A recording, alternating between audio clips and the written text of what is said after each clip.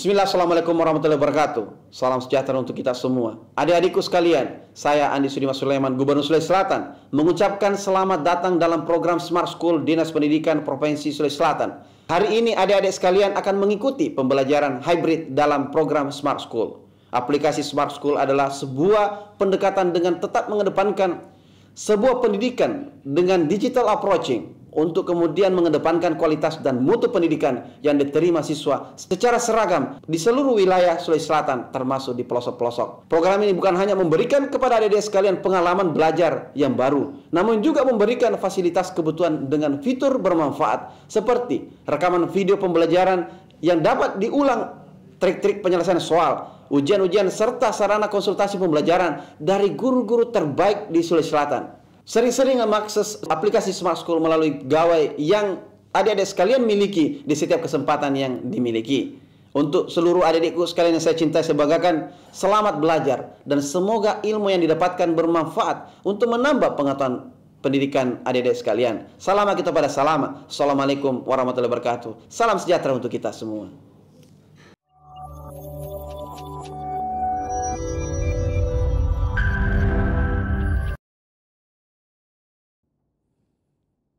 Assalamualaikum warahmatullahi wabarakatuh dan selamat pagi. Apa kabar hari ini anak-anakku semua dan terutama guru pendamping siswa yang ada di sekolah? Saya doakan mudah-mudahan kita berada dalam lindungan Allah Subhanahu wa taala. Amin amin ya rabbal alamin. Perkenalkan, nama saya Asis Hola Esos MPD, guru SMA Negeri 1 Sopeng, dan kebetulan pada hari ini saya mengampu mata pelajaran sosiologi. Baiklah, sebelum saya lanjut, anak-anakku masih ingat dengan salam Smart School-nya? Oke, kita coba ya. Salam Smart School, generasi Smart School berkarakter cerdas Ki.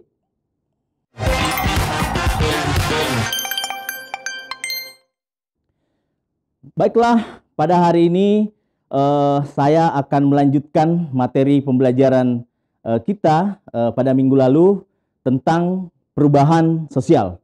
Masih ingat anak-anakku tentang konsep perubahan sosial? Baiklah, saya langsung saja. Ini perubahan sosial itu adalah perubahan dapat berarti adanya ketidaksesuaian ya di antara unsur-unsur yang saling berbeda dalam kehidupan sosial, sehingga menghasilkan suatu pola kehidupan baru yang dapat saja tidak serasi fungsinya ya, dengan pola kehidupan masyarakat yang bersangkutan. Atau bisa juga dikatakan bahwa perubahan sosial itu adalah perubahan pada lembaga sosial dalam masyarakat yang mempengaruhi apa? Sistem sosialnya, nilainya, sikapnya, dan perilaku individu dalam kelompoknya. Saya kira dan percaya, yakin bahwa anak-anakku sudah paham ini, karena kemarin-kemarin sudah dijelaskan oleh rekan-rekan saya. Kemudian minggu lalu juga sudah dijelaskan tentang jenis-jenis perubahan, yang dimana jenis perubahan yang dimaksud ada perubahan sosial berdasarkan kecepatan berlangsungnya, ada revolusi, ada evolusi, kemudian perubahan sosial berdasarkan perkembangannya, ada progres, regres, perubahan sosial berdasarkan ukuran perubahannya, ada besar, ada kecil, kemudian perubahan sosial berdasarkan prosesnya, bisa direncanakan dan tidak direncanakan atau biasa disebut planned change dan unplanned change. Kemudian ada perubahan sosial berdasarkan sifat perubahan, struktural, proses, dan kedua yang kedua proses. Kemudian yang terakhir proses perubahan sosial berdasarkan caranya, ada secara kekerasan dan ada tanpa kekerasan. Jadi saya kira ini sudah dijelaskan minggu lalu. Nah sekarang Bapak ingin anak-anakku semua mengamati gambar ya, karena ini ada kaitannya dengan materi yang akan Bapak jelaskan. Kira-kira dari beberapa konsep atau gambar yang ada di bawah, mungkin ada dari anak-anakku yang bisa berkomentar mulai dari gambar 1, gambar 2, gambar 3, sampai pada gambar 4. Jadi gambar 1 ini betul sekali ada seorang petani, di mana seorang petani ini yang awalnya membajak sawah dengan kerbau. Terus yang kedua, membajak sawah dengan menggunakan traktor. Jadi ini sudah terjadi suatu perubahan dalam dunia teknologi pertanian. Nomor 2 ini, bahwa ini adalah gambar seorang petani yang sudah mampu mengakses internet di desanya, di pedalaman. Artinya apa? Bahwa semua masyarakat sudah bisa mengakses yang namanya informasi dan telekomunikasi di mana saja. Nah, ini yang membuktikan bahwa dunia pertanian itu semakin canggih juga dan mereka sudah bisa mengaksesnya. Nah, apa hubungannya? Nanti kita lihat. Terus yang gambar ketiga, di gambar ketiga ini adalah kebiasaan-kebiasaan anak-anakku yang biasa yang biasa nongkrong di kafe, ya. Biasanya makan dan minum, ya, itu segerombolan pemuda makan dan minum di kafe, dan artinya apa? Bahwa dulunya makan dan minum itu di rumah atau mungkin di rumah makan, tapi nongkrongnya itu di kafe, itu sebagai tempat nongkrong sekaligus untuk makan dan minum. Nah, ini kan ada satu perubahan yang terjadi. Nah, ini masuk dalam perubahan apa? Dia masuk dalam faktor apa? Nah, nanti kita lihat modelnya seperti apa. Kemudian yang gambar keempat. Gambar keempat ini adalah tertulis di situ adalah online. Ya, jadi anak-anakku pasti tahu, ya. Ini yang sering sekali anak-anakku yang lakukan, ya. Sering sekali online shop. Ya, betul sekali. Dulunya kalian berbelanja misalnya di pasar-pasar tradisional, kemudian di toko-toko, bahkan di mall, tapi sekarang biarpun di rumahnya itu sudah bisa berbelanja dengan fasilitas online shop. Nah, ada terjadi perubahan-perubahan di sini. Nah, kira-kira faktor-faktor apa yang membuat perubahan sosial ini terjadi? Nah, jadi dapat kita simpulkan dari gambar yang ada di atas atau di layar monitor anak-anakku ini, bahwa sebenarnya perubahan sosial itu terjadi kepada individu maupun kelompok, dan itu sudah pasti. Tidak bisa lagi ditawar-tawar, nak. Jangan menunggu kalau bisa saya tidak usah ikut perubahan. Tidak bisa, karena dalam konteks perubahan-perubahan sosial itu akan terus ada. Nah, itulah simpulannya. Kemudian untuk lebih jelasnya, pada hari ini kita akan coba membahas tentang faktor-faktor pendorong perubahan sosial. Apa saja yang menjadi faktor pendorong perubahan sosial? Nah, anak-anakku coba diperhatikan. Di sini yang pertama adalah kontak dengan kebudayaan lain. Ya. Terjadinya proses kontak dengan budaya lain yang disebabkan oleh adanya difusi. Jadi ingat, tolong di garis bawahi di situ, ya, difusi. Ya. Nah, ini anak-anakku bisa garis bawah ini, difusi. Apa yang dimaksud dengan difusi? Yaitu proses penyebaran unsur-unsur kebudayaan dari individu ke individu lain, atau dari satu masyarakat ke masyarakat lain, bahkan dari satu negara ke negara lain. Nah, difusi ini dibagi lagi atas dua, ya. Yang pertama ada difusi intra masyarakat ini, ya. Dan ada difusi antar masyarakat. Iya. Nah, apa yang membedakan kira-kira? Ya, apa yang membedakan kira-kira antara difusi intra masyarakat dengan difusi antar masyarakat? Ternyata dengan adanya kontak dengan budaya lain ini bisa menimbulkan penyebaran atau pengaruh kebudayaan, ya, pengaruh kebudayaan di dalam masyarakat itu sendiri. Ya, contoh, ya. Kalau kita perlihat misalnya upacara adat siraman di Jawa bagi orang yang mau nikah, misalnya salah satu contoh.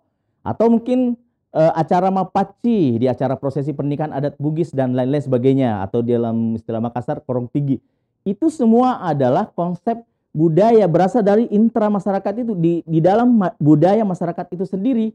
Ya, jadi terjadi penyebaran di dalam budaya masyarakat itu sendiri, intern. Kemudian difusi antar masyarakat itu penyebaran atau pengaruh kebudayaan yang terjadi antar dua kebudayaan. Di sini perayaan, contohnya misalnya perayaan Tahun Baru Imlek itu dirayakan di Indonesia misalnya. Sementara kita tahu bahwa budaya Tionghoa yang masuk ke Indonesia itu dirayakan. Kemudian festival budaya Jepang juga, ya, itu kadang-kala juga ada di Indonesia. Begitu juga sebaliknya, misalnya mahasiswa Indonesia mengirim utusannya ke luar negeri dengan memperkenalkan budaya Papua, budaya Bugis dan lain sebagainya. Itu difusi antar masyarakat. Ya, kemudian masuknya difusi itu ada tiga. Ya, ada tiga cara, ada namanya simbiotik, ya. Ini ada simbiotik. Jadi anak-anakku tolong diperhatikan dan saya yakin anak semua biasa dengar ini. Ya, simbiotik, ya, yaitu proses masuknya unsur-unsur budaya ke atau dari dalam masyarakat yang hidup secara berdampingan. Ya, itu. Kemudian ada penetration pasifik. Penetration pasifik itu adalah masuknya unsur baru ke dalam suatu masyarakat tanpa menggunakan kekerasan atau tanpa adanya paksaan. Contoh, biasa pengenalan internet, itu tadi yang contoh menggunakan internet di desanya sebagai alat komunikasi dan informasi yang disambut baik oleh masyarakat. Walaupun sebenarnya itu adalah teknologi baru bagi mereka, tapi mereka gunakan bahwa ada manfaatnya. Nah, itu bisa masuk dengan cara damai. Terus yang ketiga, yaitu penetration violente, atau biasa disebut dengan masuknya unsur baru ke dalam suatu masyarakat tanpa menggunakan masuknya unsur baru ke dalam suatu masyarakat yang diwarnai dengan penggunaan kekerasan. Nah, ini contohnya pada era penjajahan. Ya, masuknya budaya dengan konsep penjajahan. Terus selanjutnya, itu yang pertama, kontak dengan kebudayaan lain. Saya kira saya sudah jelaskan pada anakku semua tentang konsep kontak dengan kebudayaan lain. Terus yang kedua, sistem pendidikan formal yang maju. Ya, anak-anakku pasti tahu bahwa pendidikan adalah sesuatu yang sangat-sangat penting, ya, untuk membuka pikiran dan wawasan sehingga sangat membantu melakukan suatu perubahan sosial. Perubahan itu sering terjadi di kalangan masyarakat yang berpendidikan tinggi dan masyarakat yang modern. Pesatnya kemajuan suatu bangsa juga dihasilkan oleh temuan para penemu yang dicetak melalui dunia pendidikan. Ya, contoh penemuan-penemuan mobil, pesawat terbang dan lain-lain itu telah berhasil merombak struktur kehidupan manusia yang diikuti oleh berbagai perubahan pada sistem dan lembaga sosial. Dan saya yakin dan percaya anak-anakku dititipkan oleh orang tuanya untuk belajar di sekolah, untuk bagaimana bisa pendidikannya itu jauh lebih tinggi lagi nanti untuk mendapatkan pekerjaan yang layak. Ya, saya yakin itu dan percaya. Dan anak-anakku insya Allah mudah-mudahan impiannya bisa tercapai. Amin ya rabbal alamin. Oke, itu yang kedua. Sekarang yang ketiga. Sikap menghargai hasil karya orang lain. Ya, adanya penghargaan terhadap masyarakat itu justru akan memicu dilakukannya usaha-usaha untuk melakukan perubahan. Ya, selain itu, sikap menghargai hasil karya orang lain juga dapat memotivasi masyarakat untuk berkarya lebih sehingga akhirnya perubahan sosial itu dapat terjadi lebih cepat. Ya, ini bisa anak-anakku mengambil contoh seperti misalnya pemberian tanda jasa, ya. Ada hadiah, ada reward, ya, dan penghargaan terhadap karya-karya yang inovatif. Dan itu saya yakin dan contoh kasus yang Bapak tampilkan itu mungkin juara kelas lah, ya, atau juara-juara yang mungkin prestasi anak-anakku bisa melebihi kelasnya sendiri atau mungkin mewakili sekolahnya ke level provinsi bahkan tingkat nasional. Itu justru akan merubah apa yang akan mendorong terjadinya perubahan sosial. Ya, karena anak-anakku di sini terus terang dengan menghargai hasil karya orang lain itu bisa orang lain itu yang dihargai itu bisa merasa wah apa inovasi-inovasi yang saya lakukan ini betul-betul saya dihargai sehingga saya akan terus melakukan inovasi-inovasi yang lebih bagus lagi. Oke, itu yang ketiga. Nah, sekarang yang keempat adalah adanya sikap toleransi. Ya, sikap toleransi ini kita bisa menerima perbedaan-perbedaan dari sebuah fakta sosial di masyarakat sehingga dapat mendorong terjadinya perubahan sosial di dalamnya.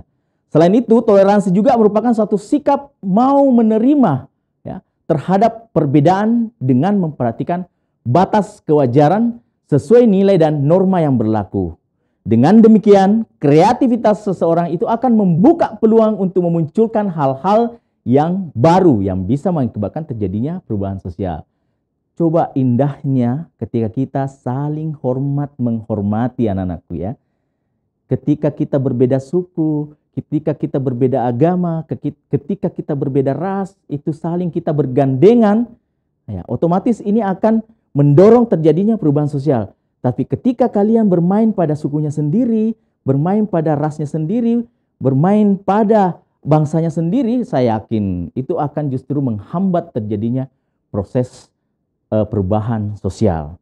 Nah, selanjutnya, ini yang tidak kalah pentingnya buat anak-anakku semua, ini adalah yang kelima, sistem terbuka dalam lapisan masyarakat. Sistem terbuka dalam lapisan masyarakat itu memungkinkan terjadinya gerak sosial secara vertikal ya, maupun gerak sosial secara horizontal. Situasi kondisi ini sangat memberi kesempatan seorang untuk menempati strata yang lebih tinggi. Melalui kerja keras dan perubahan-perubahan seseorang itu justru akan mencapai suatu kemajuan dan dirinya meningkatkan strata. Di mana semakin terbukanya sistem lapisan masyarakat itu, maka semakin besar pula peluang untuk melakukan perubahan-perubahan menuju ke arah yang lebih baik. Sehingga menyadarkan masyarakat bahwa status sosial itu dapat setiap saat berubah. Saya yakin dan percaya anak-anakku di kelas 11 itu sudah pernah menerima materi tentang stratifikasi sosial. Di sini stratifikasi itu kan dibagi atas dua ya. Ya. Ya, itu. Apa itu? Ya, kita lihat di situ ada namanya open stratifikasi. Ya. Ada juga namanya close ya. Stratification. Ya, ini ada dua perbedaan yang sangat signifikan ya. Satu, open stratification sistem pelapisan secara terbuka. Sedangkan close itu sistem pelapisan secara tertutup. Saya kira gambarnya untuk open stratification ini open ya. Ya, ini gambarnya. Artinya masyarakat dari lapisan bawah bisa naik ke atas. Begitu juga lapisan atas, masyarakat lapisan atas itu justru bisa terjun bebas ke bawah, sehingga ada beberapa faktor ya, terutama ini dalam bidang ekonomi, politik, sosial, dan lain sebagainya. Jadi ketika kita berbicara open stratification, maka bisa terbuka. Ketika dia terbuka, maka faktor-faktor yang bisa mendorong terjadinya perubahan sosial. Tapi ketika dia close, saya kira anak-anakku sudah paham ini stratification. Ya, itu gambarnya kalau tidak gini ya. Masih ingat dengan gambarnya? Ya, tolong diperhatikan anak-anakku. Ya, ini dia tidak bisa kemana-mana. Iya. Hanya pada konsep batas-batas strata itu saja dia berkecimpung. Sehingga di close stratification itu kecenderungan untuk menghambat terjadinya perubahan sosial itu bisa saja terjadi. Jadi saya kira sangat mudah sekali membedakan antara open stratification dan closed stratification. Karena di open stratification itu masyarakat bisa naik kasta, ya, sesuai dengan kerja kerasnya. Ketika closed stratification itu tidak bisa karena dia sudah mentok dalam dinding-dinding atau tembok-tembok yang kuat ini, tertutup.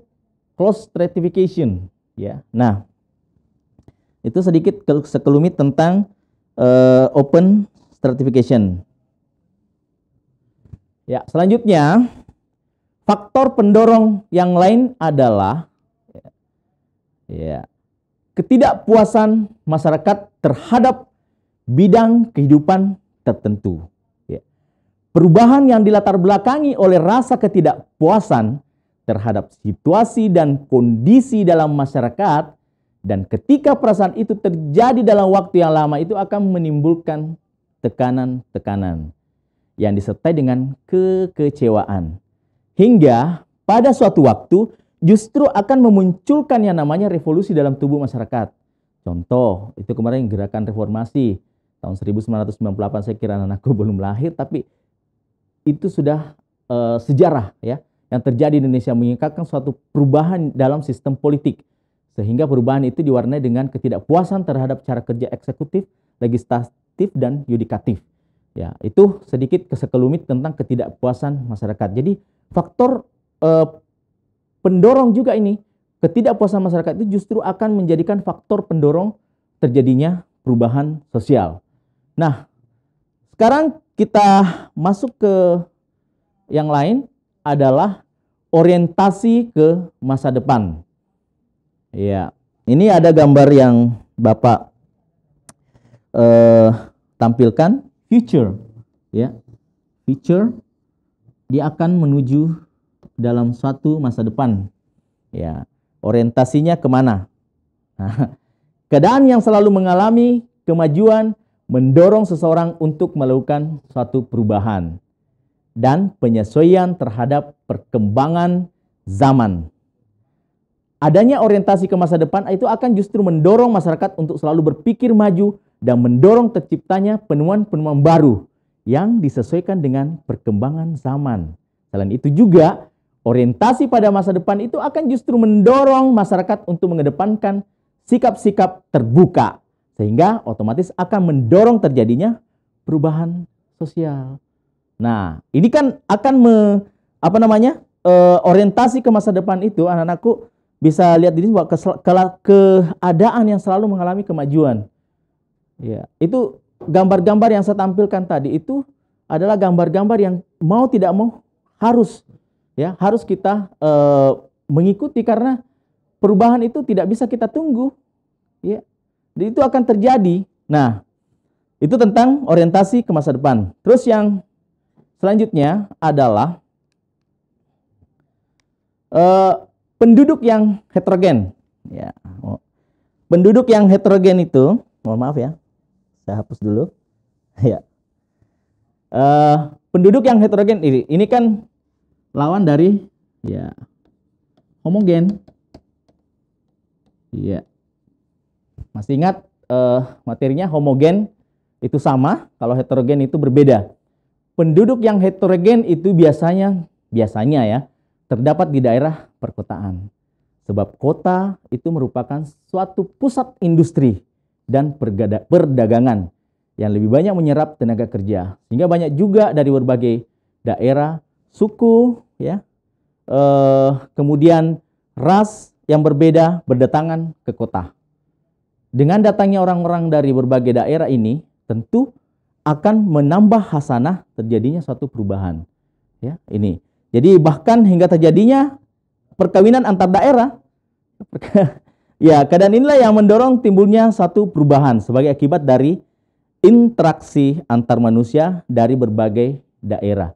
Mereka bisa berproses, bertukar-menukar pengalaman dan kebiasaan dari daerahnya masing-masing. Ya. Kemudian yang selanjutnya adalah faktor pendorong yang selanjutnya adalah ada nilai bahwa manusia itu harus senantiasa berikhtiar untuk memperbaiki hidupnya, atau biasa disebut dengan optimis. Ya, anak-anakku semua harus optimis ya. Berikhtiar untuk mencapai kehidupan yang lebih baik di hari esok.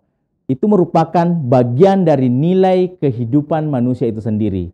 Inilah akhirnya yang mendorong timbulnya berbagai upaya yang harus dilalui manusia sehingga akibatnya itu adalah perubahan kehidupan itu sendiri yang biasa disebut dengan perubahan sosial dan budaya. Ideologi hari ini harus lebih baik dari hari kemarin, dan hari esok harus lebih baik dari hari ini. Sebagai sumber motivasi bagi manusia dan anak-anakku untuk melakukan perbaikan dan perubahan, kita harus optimis. Ya, kapan pesimis, justru sebaliknya akan menghambat terjadinya proses perubahan sosial. Nah, sekarang Bapak simpulkan. Jadi ada 9 faktor di sini pendorong perubahan sosial. Yang pertama tadi kontak dengan kebudayaan lain.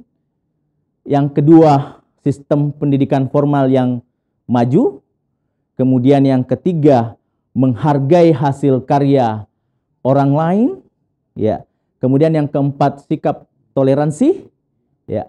Terus yang kelima adalah sistem terbuka dalam lapisan masyarakat.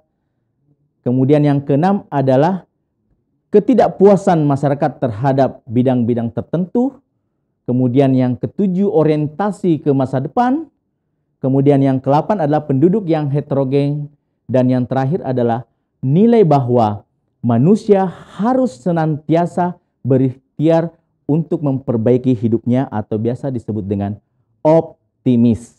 Nah, untuk materi ini, anak-anakku bisa juga ya, untuk memahami lebih mendalam, anak-anakku bisa mengakses link video ya, ada barcode-nya, silakan anak-anakku yang sudah punya aplikasinya silakan di di foto, kemudian nanti dilihat ya, silakan ada barcode-nya di situ untuk menambah hasanah materi video pembelajaran tentang faktor-faktor perubahan sosial.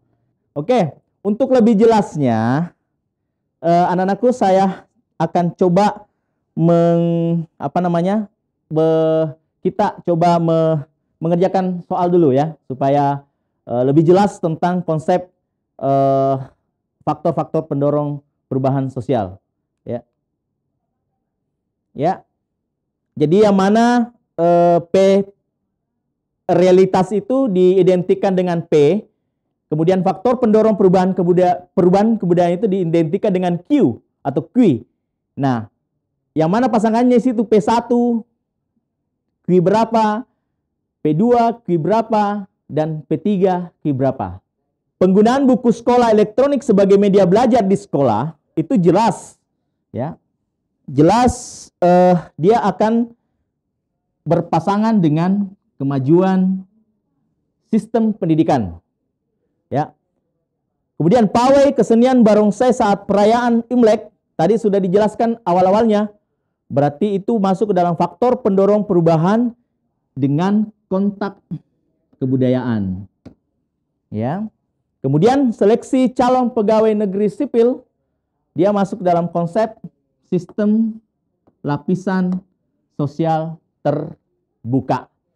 Jadi kalau kita lihat arah panahnya, maka pasangan realitas dan faktor pendorong perubahan sosial yang tepat ditunjukkan oleh kombinasi P1 dengan Q1, P2 dengan Q3, dan P3 dengan Q2. Jadi jawaban yang paling tepat adalah B. Ya, itu cara menjawab soalnya. Oke. Sebelum saya cukupkan, ada satu konsep yang harus anak-anakku pahami bahwa hidup, ya maaf, hidup menjadi lebih baik bukan karena kebetulan, tapi karena perubahan. Jim Brown. Terima kasih. Kami dari Studio Disdik mengucapkan alhamdulillahirabbil wabillahi taufiq hidayah. Wassalamualaikum warahmatullahi wabarakatuh. Oke.